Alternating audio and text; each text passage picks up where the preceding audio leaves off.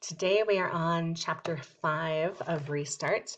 We're going back to a chapter told by the point of view of Chase Ambrose. Yesterday, we read a chapter by the point of view of Brendan Espinosa, who was the boy in the lunchroom who was so surprised when Chase Ambrose came and sat down with him and then was nice to him.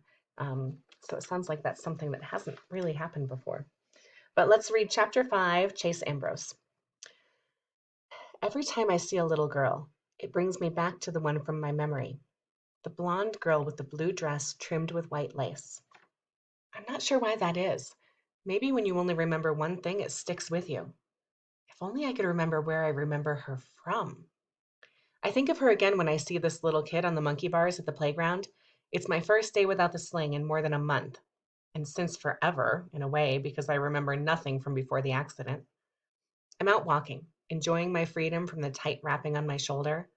It feels fine, normal. And I need that after 2 weeks of school that was anything but. Normal is the last word to describe a place where you're a stranger in a strange land, despite the fact that everybody knows you. That's when I recognize the girl scrambling all over the jungle gym. It's Helene, my half-sister. She's definitely high energy and really kind of cute, crawling through tunnels, whizzing down slides, and just as quickly climbing up again. She's a little too wild, especially up top. I guess she's too young to understand that falling on your head runs in our family. Just as the thought crosses my mind, she loses her grip and tumbles off the top of the twisty slide. I am there like a shot, catching her and swinging her around like it's part of the game. She squeals in exhilaration, spreading her arms, and I get into the spirit, making the airplane noises. She's loving it. I'm doubly thrilled because my shoulder's holding up fine. The two of us are having a really great time. Until she looks down and sees who's got her. Mommy! Her scream carries all around the park. It's okay, Helene. It's me, Chase, your brother. I want to go down! Now she's red in the face and crying. I set her on the ground and watch as she runs off to join Corinne, who's hustling our way. Great. Dad's family already has a problem with me, and now they're going to think I've been terrorizing their daughter. Sorry, I mumble. I didn't mean to scare her. I saw what happened. Thank you for catching her. There's nothing wrong with what she's saying. It's the way she says it. Too polite, too distant, like I'm a stranger instead of her stepson. Helene has her face buried in her mother's sweater and refuses to look at me. I guess she doesn't like me very much, I comment. Corinne softens. She's just a little bit afraid of you. Afraid of me? What could I have done that would make her, a 4-year-old, freak out every time I come near her? Before I can finish the thought, a loud horn honks. A panel truck pulls up on the curb. Ambrose Electric is stenciled on the side. The driver's side window rolls down and my dad sticks his head out. Fire up the grill at 5:30, Cor. I'm bringing home the biggest steaks you've ever seen. He catches sight of me. Hey, champ, what are you doing here? You're supposed to be at practice. I wave. Doctor's orders, remember? Your arm's fine. Yeah, pretty good. I point to my head. It's the concussion. He looks disgusted. Doctors. They'll keep you in bubble wrap the rest of your life if you let them. Well, how about dinner then? I'll bet you could use a good steak. You're not going to get your strength back on that rabbit food Mom's slinging at you. Thanks. Some other time. I hesitate. I saw your state championship picture in the principal's wall. I didn't know. I mean, I knew at some point, but he laughs with delight. There's a lot of athletes out there, but only a few of us can make it rain. There's something special about Ambrose men, champ. Don't let your mother coddle it out of you like she did with your brother. He drives off, his truck backfiring as he pulls away from the curb. Bye, Daddy, calls Helene. Bye, Helene, I say to her. As soon as we make eye contact, she looks away. I'm definitely famous at Hiawassee Middle. That part I can't figure out is whether I'm famous for good or famous for bad. The athletic program is my home here, or at least it was before I got hurt. All my friends seem to be jocks, mostly football players. I guess they were pretty worried when they heard about my accident. I pick up on the occasional grumbling that I have to miss the season, but mostly people are just relieved that I'm okay. The Hiawassee Hurricanes are kind of the kings of the school. It's a pretty good role to come out of a coma and fall straight into. Since I'm the former captain, I'm almost like the king of kings. To be honest, though, it's hard to picture how I got along with them so well. They're loud, kind of obnoxious, and even though they're really tight, they spend a lot of time shoving and punching each other. Insults constantly fly between them. They probably don't mean it, but it can get pretty ugly. Was I like that too when I was, you know, me? Did I get my closest friends by pointing out imaginary stains on their shirts so I could slap their faces? Did I insult their moms, their grandmothers, and their grandmothers' grandmothers? Probably. Even so, that was then, and this is now. I've lost a step, maybe because of my concussion. I can't keep up with these guys anymore. Aaron and Bear shield me from the worst of it. Dudes, they'll say. Dial it down, our boy's injured. Or they'll step in front of me and absorb a friendly punch or forearm smash. I appreciate their help. Still, it doesn't change the fact that I'm not the Chase I used to be. I almost wish they'd stop trying to protect me. I hate being weak. The other guys are treating me like I'm strong. I'm not, I get that. But maybe I can fake it until my strength comes back.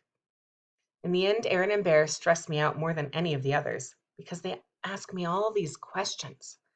What do you remember? Is your memory coming back yet? When does the doctor say that could happen? When will you be your old self again? Since I've got nothing else to offer them, I describe the one memory I do have, the little girl in the blue dress. They listen with great concentration. And, Aaron prompts, eyes wide. That's it. That's the only thing I remember.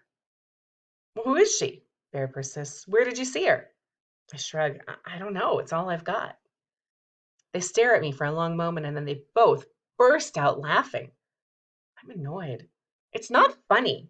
Don't you think I'll tell you more if I had more to tell? Do you know what the word amnesia means? Relax. Aaron puts an arm around my shoulders. We've got your back. Boys to the end.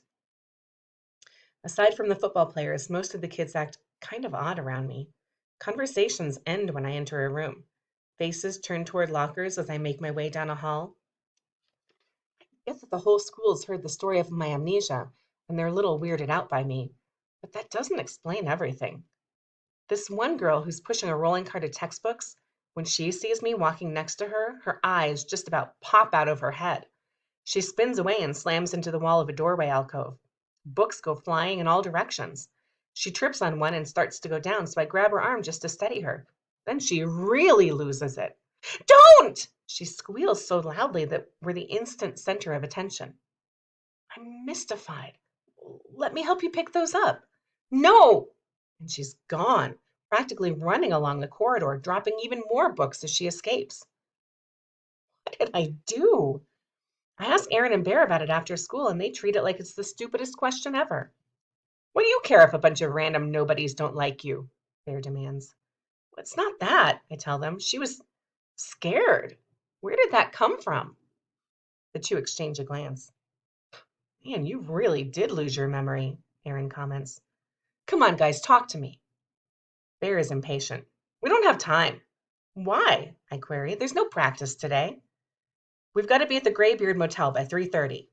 What's the Graybeard Motel? We've still got 2 months left on our community service, Bear supplies.